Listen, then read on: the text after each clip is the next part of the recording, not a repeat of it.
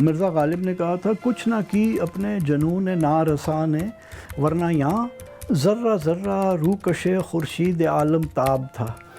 میرا نام سلمان رشید ہے اور میں ایک ٹریول رائٹر ہوں۔ میں نے 10 ٹریول بکس لکھی ہیں اور ایک میرا میموار ہے پارٹیشن کا۔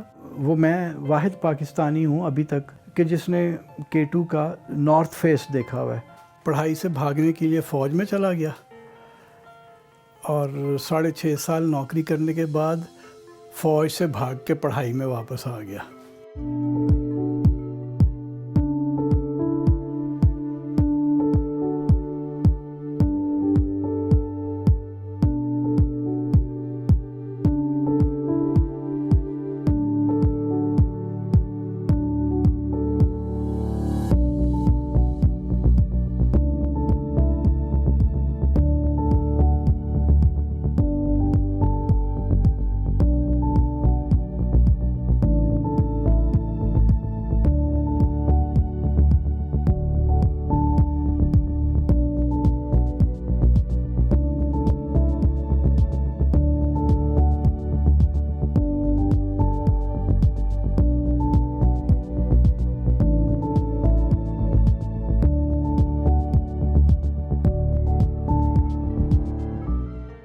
بچپن سارا لاہور میں گزرا۔ پہلے جو ہوش سنبھالا تو ڈیورنٹ روڈ پہ ہمارا گھر تھا، وہاں ہم رہتے تھے، اور جس میں ایک جو یاد ہے وہ یہ ہے کہ گرمیوں میں باہر سویا کرتے تھے۔ صبح جب اٹھتے تھے آپ 4 بجے پہ تو شیر کے دھاڑ کی آواز آتی تھی چڑیا گھر سے۔ تو اس طرح کا تھا بچپن۔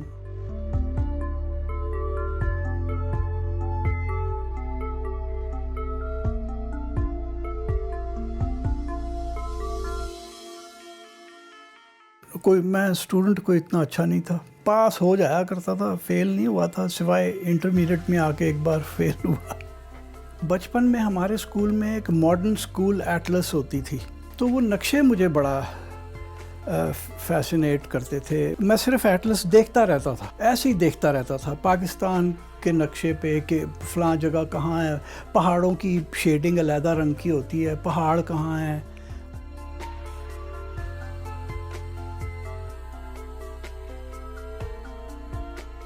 والد صاحب چونکہ انجینئر تھے تو ان کا خیال تھا کہ میں انجینئر بنوں گا۔ اس زمانے میں تو یہی تھا نا 10 مار کا، جو پیو ہے وہی پتر کرے گا۔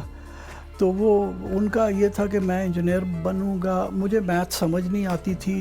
خواب کیا دیکھا کرتا تھا میں کہ میں یونیورسٹی جاؤں اور ہسٹری پڑھوں، تو اور پھر 3rd ایئر میں بھی فیل ہو گیا۔ گورنمنٹ کالج واپس آ کے یار دوستوں کو بری خبر سنائی کہ یار ادھر تو یہ ہو گیا۔ انہوں نے کہا بیٹے تیرا یہ پڑھنا لکھنا تیرے بس کا روگ نہیں ہے، تو فوج میں جا۔ میں کافی نورا کیڈٹ بھی تھا، کوئی اتنا اچھا کیڈٹ نہیں تھا۔ صرف ایک چیز جو میری اچھی تھی وہ میپ ریڈنگ تھی۔ میں نے ایک دن جا کے استعفیٰ پیش کر دیا کہ سر میں بس اب جانا چاہتا ہوں۔ فیبروری 1978 کی بات ہے، ورنہ میں ایک گنجا ریٹائرڈ میجر ہوتا۔ گنجا تو اب بھی ہوں۔ میرا یہ خیال تھا کہ میں ایک جینٹلمین فارمر بنوں گا یہ فوج چھوڑ کے۔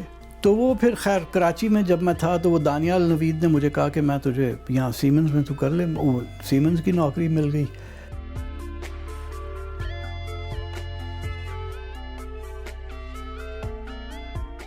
میرے والد بھی پڑھتے تھے اور ہم بہن بھائی بھی کچھ نہ کچھ پڑھ ہی رہے ہوتے تھے ہر وقت۔ تو پڑھنا ایک وہ تھی ہابی آپ کہہ لیں۔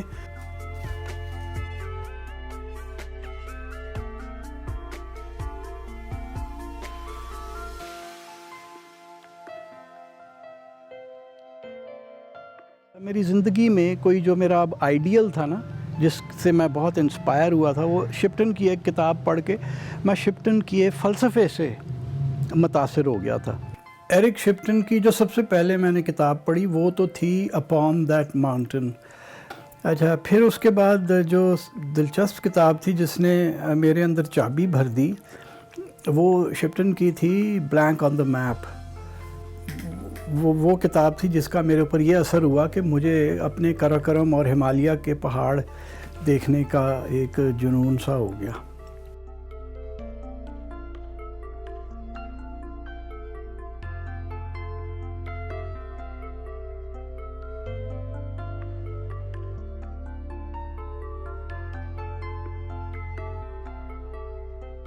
گھومنے پھرنے کا شوق پہلے سے ہی تھا. یہ جب ہم کھاریاں میں تھے تو میری یونٹ میں میرے بعد ایک لیفٹیننٹ شاہد احمد آئے. وہ ذرا میری طرح ایڈونچرس آدمی تھا, تو میں سارا دن دوربین سے بیٹھ کے ٹلہ کی جو چوٹی تھی اس کو اسٹڈی کرتا رہتا تھا.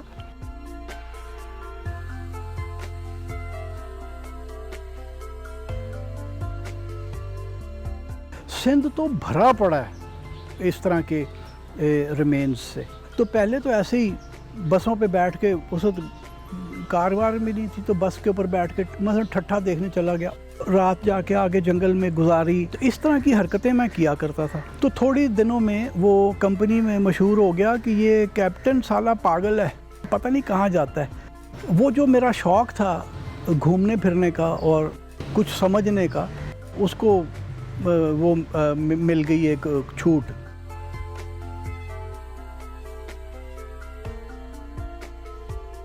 اس زمانے میں پی ٹی ڈی سی والے ایک میگزین نکالا کرتے تھے, فوکس آن پاکستان. میں نے کہا کہ جی آپ ایسے کریں کہ کسی کو بھیجیں, رنی کوٹ کا ایک قلعہ ہے فلاں جگہ, ایسے جا کے آپ پہنچتے ہیں تو وہاں آپ کسی کو بھیجیں وہ لکھ کے دے. تو وہ بی بی نے میری تو دیکھا, مجھے کہتی نو یو رائٹ اٹ فار اس. تو میں ہنس پڑا, میں نے کہا مجھے نہیں لکھنا آتا, میں نے کبھی نہیں آج تک کچھ بھی لکھا. Ranikote Fort for me was a known at that time because we had not published any material on that fort. The place, we were told, was infested with dacoits. And he told me so many things about Ranikote Fort, how to get there, what to do there. Within a week's time, Salman Rashid was back in my office with photographs of Ranikote, beautiful photographs.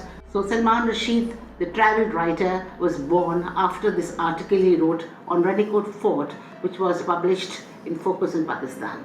I'm very proud to announce that Salman Rashid started writing on my cajoling him to write. Today, Salman Rashid has more than 12 books to his credit. Everybody loves to read about Salman Rashid's travel writings. His columns are appearing both in English and Urdu, and is a renowned travel writer of Pakistan. اب میری شادی ہو چکی تھی, April 1983 میں ہماری شادی ہوئی, اور یہ جولائی اگست سپٹمبر کی بات ہے, یہ میں نے شروع کیا. اور 84 میں شبنم نے اپنی 2 چوڑیاں بیچ کے مجھے کیمرہ لے کے دیا. وہ کینن AE1 تھا.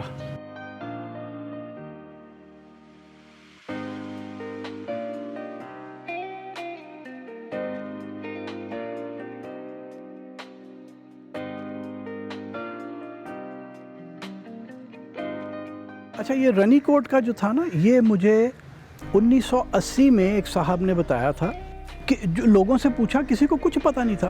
پھر ہم اس سڑک پہ گئے, وہاں پہ چائے خانے والے سے پوچھا, اس نے کہا سائیں سنا ہے ادھر ایک قلعہ ہے بابا, پتہ نہیں.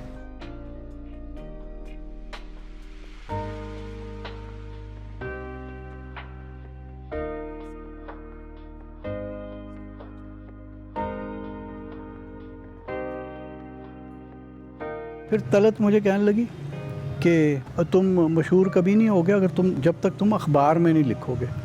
تو پھر میں نے 1986 جنوری سے سٹار میں لکھنا شروع کر دیا. ایک دن میں ایک آرٹیکل لکھ کے ادھر لے گیا. میں نے ایڈیٹر کا پوچھا, انہوں نے کہا اس کمرے میں. میں نے دروازہ کھولا تو وہاں بیٹھی ہوئی تھی مرحوم ثنیہ حسین, جو پہلے سے میری دوست تھی, میں جانتا تھا اسے. تو میں نے کہا تم یہاں کیا کر رہی ہو؟ کہتی میں ایڈیٹر ہوں. تم یہاں کیا کر رہی ہو؟ تم کیا کر رہے ہو یہاں؟ اور ساتھ ثنیہ کا منہ اس طرف تھا اور ادھر ایک منہ کر کے ایک اور بندی بیٹھی ہوئی تھی, وہ زہرہ یوسف تھی.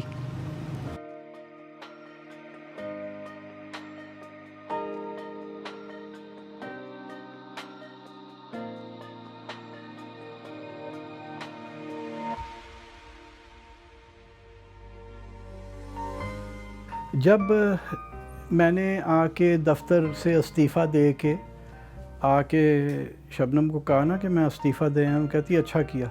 شبنم نے اسے کہا کہ بھائی وہ جب رائٹر بننا چاہتا تھا تو وہ بن جائے. سیمنز نے مجھے وہ گولڈن ہینڈ شیک دیا, اس میں کوئی 1.5 لاکھ روپیہ ملا. تو خیال یہ تھا کہ جی یہ جو 1.5 لاکھ روپیہ کمپنی سے ملا ہے نا, وہ 70-80 ہزار روپے اس زمانے میں لگنے تھے. وہ جو پوری ایکسپیڈیشن تھی, میں دیکھنا چاہتا تھا کہ شپٹن اور ٹلمن نے 1937 کی جو شخص گام ایکسپیڈیشن تھی, اس پہ جو ہماری طرف کے کراکرم پہاڑوں میں جو نقشہ سازی کی, وہ کہاں کہاں گئے.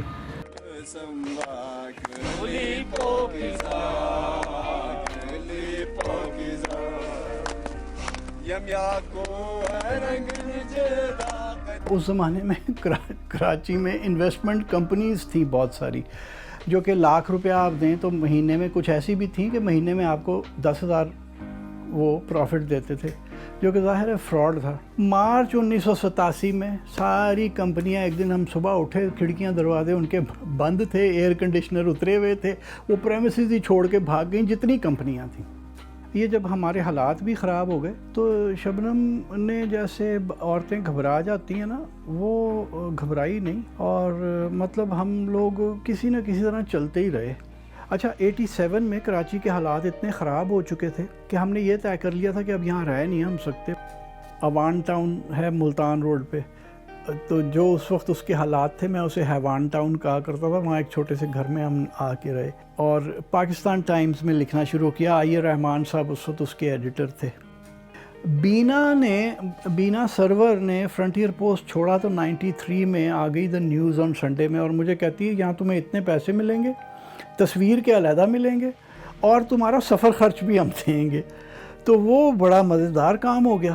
تو نیوز آن سنڈے میں جب ہم نے نیوز آن فرائیڈے تھا اس وقت، تو جب میں آئی تھی وہاں پہ تو میں کافی مطلب کہ اپنی شرطیں منوا کے آئی تھی جنگ گروپ کے ساتھ۔ اس زمانے میں تو یہ تھا کہ آپ لکھیں تو آپ کے اوپر احسان ہو رہا ہے کہ ہم آپ کا چھاپ رہے ہیں، تو ہم نے اس طرح کا اسٹیبلش کیا تھا، جو بھی ہمارے لیے لکھ رہا تھا تو ہم ان کو مطلب کہ کمپنسیٹ صحیح سے کرتے تھے۔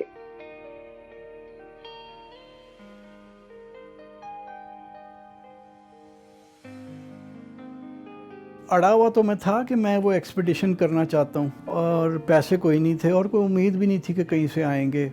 میرے بچپن کا اسکول کا ایک دوست تھا، ہے بلکہ پرویز صالح۔ اب پرویز کو جب پتہ چلا تو وہ کہتا ہے پیسے ریز کرتے ہیں تمہارے لیے۔ ایک سوال بڑا عام ہوتا تھا نا، اس کتاب دا فائدہ کی ہے؟ مطلب ایک جاہل قوم سے آپ یہی توقع کر سکتے ہیں، تو جس کا میرے پاس کوئی جواب نہیں تھا۔ پرویز نے پھر بس کسی نہ کسی طرح کر کے مجھے 70,000 روپے دلا دیے۔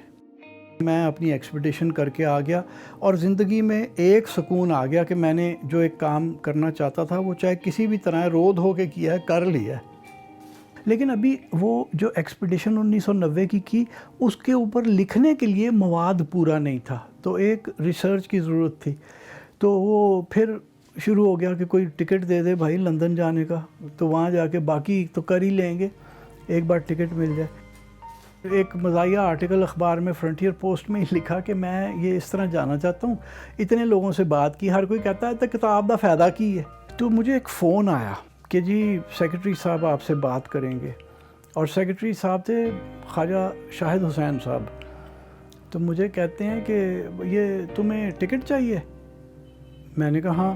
اچھا، میں نے ایسے بات کی جیسے سیکرٹری کوئی للو پنجو ہوتا ہے۔ کہتے ہیں اچھا تم ایسے کرو کہ تم کب آ سکتے ہو؟ میں نے کہا جب تم کہو۔ مطلب بڑے لوگوں کی بڑی باتیں ہیں یار۔ ایک عدد PIA کا ٹکٹ تھمایا فلاں تاریخ کا۔ میری جو سب سے پہلی کتاب ہے وہ تو ایک اینتھالوجی ہے میرے نیوز پیپر آرٹیکلز کی، اس کا ٹائٹل تھا رائڈرز آن دا ونڈ۔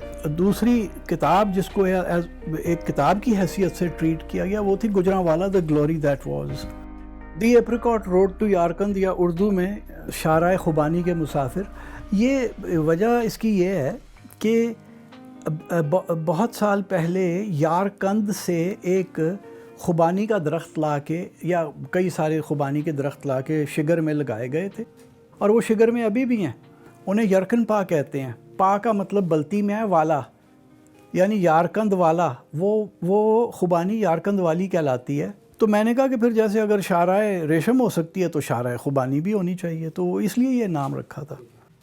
بلتستان کے جو لوگ تھے یہ آج سے صدیوں پہلے سے یہاں بلتستان سے، شگر سے خاص طور پہ نکل کے ایک گلیسیٹڈ درہ تھا مستاق پاس، اس کے رستے یارکند جایا کرتے تھے۔ پھر وہ بس وہ دماغ میں ایک کیڑا رہ گیا، تو یہ 2003 میں کوشش کی تھی کہ یہ کیا جائے، کیونکہ مستاق پاس سے تو کوئی بارڈر کراسنگ نہیں تھی چائنا جانے کے لیے۔ تو وہ میں چائنیز ایمبیسڈر کو ملا، انہیں اردو بھی آتی تھی، اور غالب کے حافظ تھے وہ پورے۔ تو آخر میں پھر انہوں نے ہمیں چٹھی لکھ دی کہ نہیں جی یہ ہم اجازت نہیں آپ کو دے سکتے، چین میں جا کے جتنے مرضی ٹریک کرو۔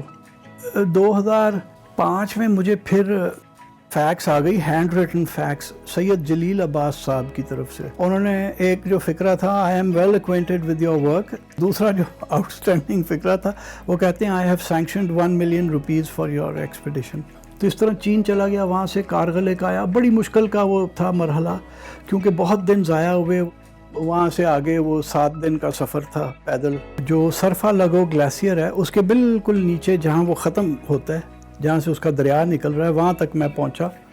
ان کاموں میں تو کوئی بھی نہیں ہے ہم میں سے، اور جو بیچارے کرنا چاہتے ہیں ان کے پاس تو سرمایہ نہیں ہے یہ کرنے کا، جن کے پاس سرمایہ ہے ان کو ان چیزوں کی ہوش کوئی نہیں ہے۔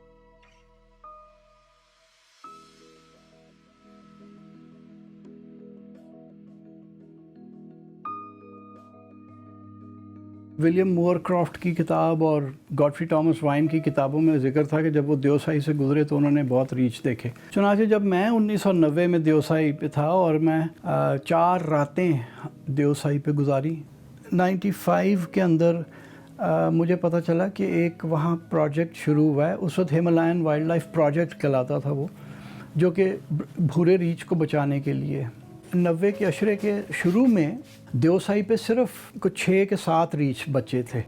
بڑی محنت کی گئی اور بڑا کمال کا کام کیا گیا۔ یہ ابھی جو آخری سروے ہوا ہے میرا خیال ہے 2013 یا 14 میں، تو اس میں وہ کوئی 80 کے قریب ہیں ریچھ۔ مجھے پھر انہوں نے 97 کے جولائی میں دیوسائی بھجوایا، وہ کافی کچھ دیکھنا، ریچھوں کی سمجھ بھی آئی، تو انہوں نے مجھے کہا کہ ایک کتاب لکھنی ہے اس کے اوپر۔ ہم نے 2001 میں نے اس کے اوپر کام شروع کیا۔ اب اس وقت تک میں دیوسائی 4 یا 5 دفعہ آیا ہوا تھا اور اچھے خاصے دن گزار کے تھا۔ یہ کہ میں نے فوٹوگرافی بھی کی، میں نے اپنے آپ کو کبھی بھی فوٹوگرافر نہیں مانا۔ ندیم خاور سے پرانی دوستی تھی، میں نے دیکھا کہ بڑا ایک آدمی بہت ہی کین ہے اپنے کام میں، بڑا تندہی کے ساتھ کام کرنے والا، سیریس آدمی، شودے جیسے ہوتے ہیں نا وہ نہیں ہے۔ 2007 یا 2008 میں نے ندیم کو کہا کہ یار فوٹوگرافی میری تو کس قابل کی نہیں ہے، تو اگر تم کر دو تو ہم یہ کتاب چھاپ لیتے ہیں۔ 3-4 سال ندیم نے کچھ وقت لگایا۔ 2010 میں پورے 3 مہینے ندیم پہلے جیپ اپنی لے گیا، وہ وہاں پہ گھومتا رہا، دیوسائی میں راتیں گزاری، دن گزارے، مشکل وقت گزارے اور فوٹوگرافی کی۔ پھر جیپ شاید خراب ہو گئی تو اس نے اپنا موٹر سائیکل لاہور سے منگوا لیا، پھر موٹر سائیکل پہ دیوسائی میں پھرتا رہا۔ میں سمجھتا ہوں کہ اس سے بہتر کام نہیں ہو سکتا تھا فوٹوگرافی کا۔ اس میں تاریخ ہے، جغرافیہ ہے، اس میں سارا کچھ ہے، کلچر ہے، سب کچھ ہم نے شامل کیا ہوا ہے۔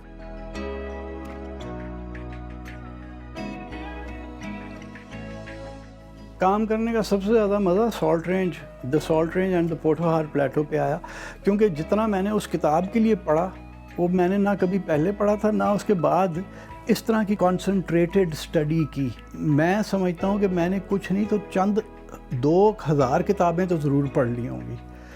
میں دن رات پڑھ رہا تھا، اور مطلب جس طریقے کانسنٹریٹڈ ریسرچ میں نے تب کی ہے نا، زندگی میں کبھی ویسی ریسرچ نہیں کی۔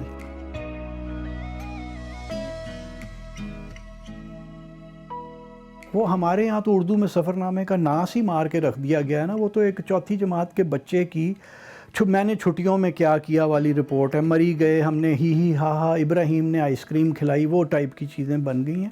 سفر نامہ بڑی گہری چیز ہے، اور ایک ٹریول رائٹر کو اینتھروپولوجسٹ، ہسٹورین، جیوگرافر، جیولوجسٹ، سوشیولوجسٹ اور پھر انوائرمنٹلسٹ بھی ہونا چاہیے، تبھی ایک سفر نامہ مکمل بنتا ہے۔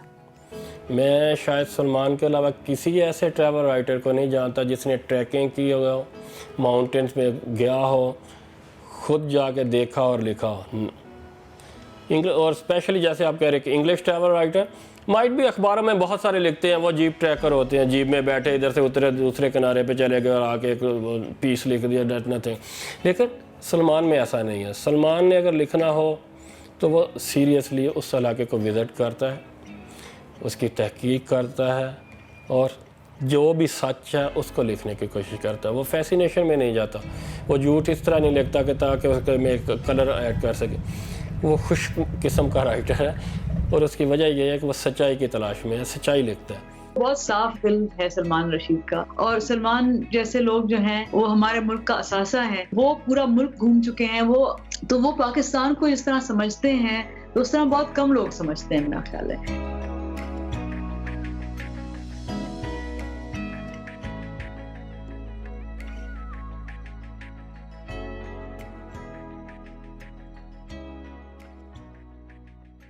یہاں مسئلہ یہ ہوا ہے کہ یہ جو پچھلے 40 سال میں سفر نامے کے نام پہ جو فراڈ کیا جا رہا ہے نا، ہیرو جو ہے نا وہ چلتا ہے، اور وہ ہیرو کی داستان ہے، وہ چلا تو چاروں طرف سے جیسے شہد کی مکھیاں پھولوں پہ آتی ہیں، اس پہ عورتیں آ کے گر رہی ہیں، اور وہ جناب بڑی مشکل سے وہ پارسائی اپنی دکھا رہا ہے، پھر وہ کسی مسجد میں گھس کے نماز بھی پڑھتا ہے، وہ یہ سب جھوٹ ہے۔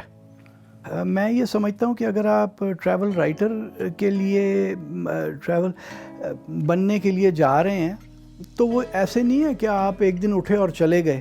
تو ایک تو یہ ہے کہ پیچھے سے ایک تجربہ آپ لے کے آ رہے ہوں، اور پھر آپ اس تجربے کے ساتھ پڑھنا شروع کر دیں تاکہ آپ کو علم آئے، اور تو آپ ایک فلفلنگ قسم کی رائٹنگ کر سکیں گے۔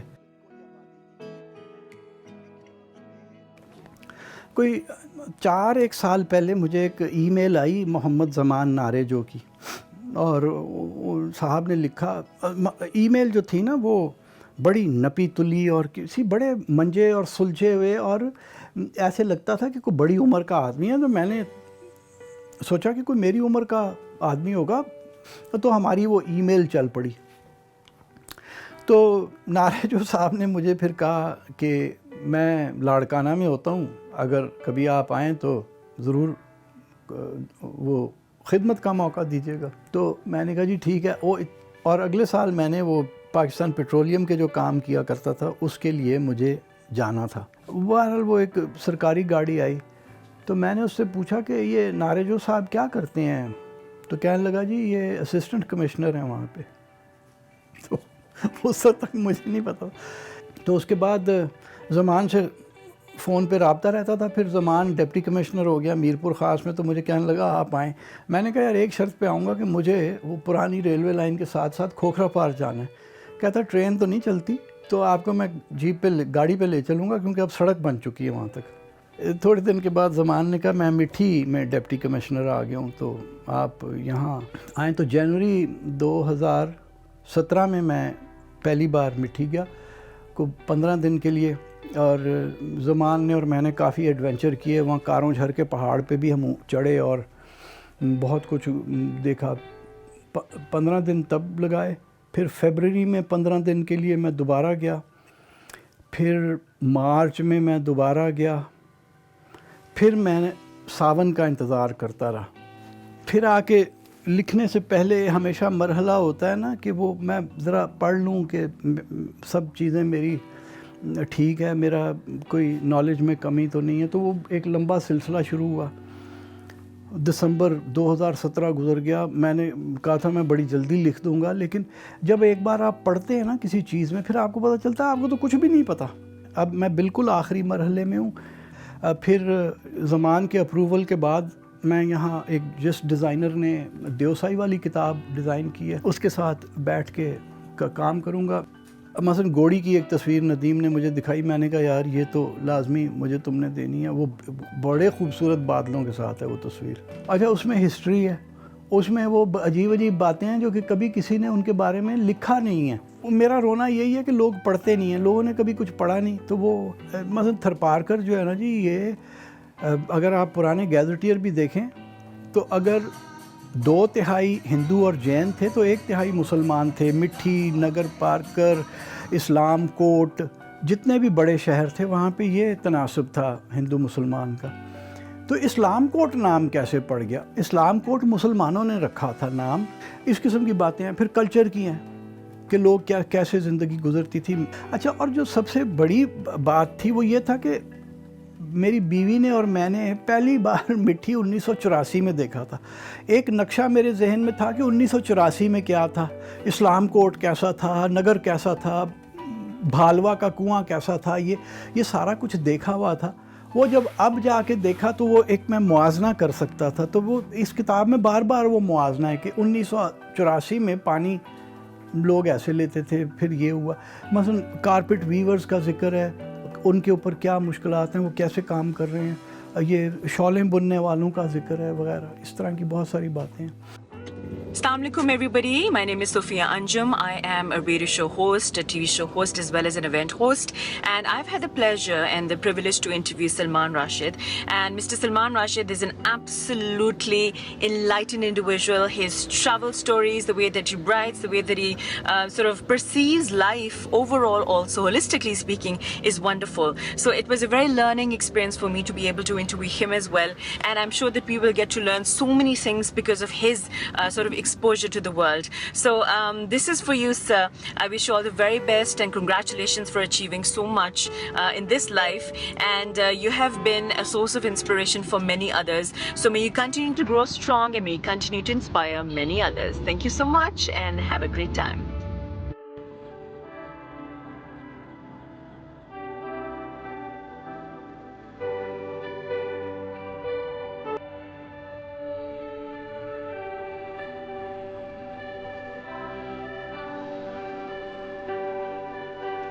مرزا غالب نے کہا تھا کچھ نہ کی اپنے جنون نارساں نے، ورنہ یہاں ذرہ ذرہ روکش خورشید عالم تاب تھا. تو وہ بلوچستان ہے جہاں میں ابھی بڑی تشنگی ہے کہ میں ایک بار بالکل اسی طرح آزاد جیسے آج سے 25 سال پہلے میں پھرا کرتا تھا، اس طرح سے وہاں جا کے گھوم پھر سکوں. کئی چیزیں وہاں پہ دیکھنے کی. 1994 میں میر ہزار خان مری سردار تھے وہاں پہ کولو کے پاس، تدری تل ایک گاؤں ہے وہاں کے. انہوں نے مجھے ایک بتایا کہ جی جب چاکر خان اور بجار اس کا جو ساتھی تھا وہ وہاں سبی سے ادھر کو آ رہے تھے پنجاب کو جانے کے لیے، تو ایک جگہ ایک تنگی ہے جسے چاکر تنگی کہتے ہیں، وہاں چاکر خان نے اپنی ذرہ بختر اتار کے اوپر ایک شیلف کے اوپر رکھی تھی. وہ اونچا شیلف ہے اس تنگی کے اندر. اور روایت یہ ہے کہ جس بلوچ کو چاکر خان کی ذرہ بختر ملے گی وہ سرداری کرے گا پورے بلوچوں کے اوپر، پوری دنیا کے بلوچوں کے. تو مجھے بڑا شوق تھا کہ میں ایک بار چاکر تنگی ضرور دیکھ لوں. اب وہاں اگر میں جاؤں گا تو جو ہم نے حالات بنا دیے وہاں کوئی پنجابی جا نہیں سکتا. میری ایک بار خواہش ہے کہ میں ایک بار وہ سفر کر لوں سبی سے تدڑی تل تک کا براستہ چاکر تنگ، اور وہ شیلف دیکھ لوں. ہاں ذرہ بختر ہے یا نہیں ہے اور میں اٹھا سکتا ہوں کہ نہیں اٹھا سکتا، لیکن وہ سفر ضرور کرنا ہے جہاں سے چاکر اعظم گزرا.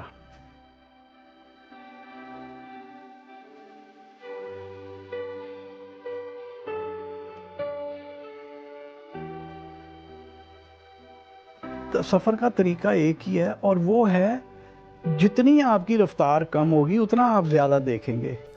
تو پیدل چلنے سے بہتر کوئی طریقہ نہیں ہے سفر کا. پیدل جب چلتے ہیں نا تو آپ پتھروں سے، درختوں سے، پرندوں سے باتیں کرتے ہوئے جاتے ہیں، اور وہی طریقہ ہے دنیا کو دیکھنے کا. اور اگر آپ صرف ایک مسافر ہیں تو بھی آپ کو یہ چاہیے کہ جی آپ رکیں، آپ دیکھیں، آپ محسوس کریں، اور آپ اس کے ساتھ اس کے ہمدرد بن جائیں اس جگہ کے. ایک تو جو انگریزی میں آج کل ہر کوئی کہتا ہے we've done that، تو میں ہمیشہ کہتا ہوں you don't do places آپ تجربہ you experience places.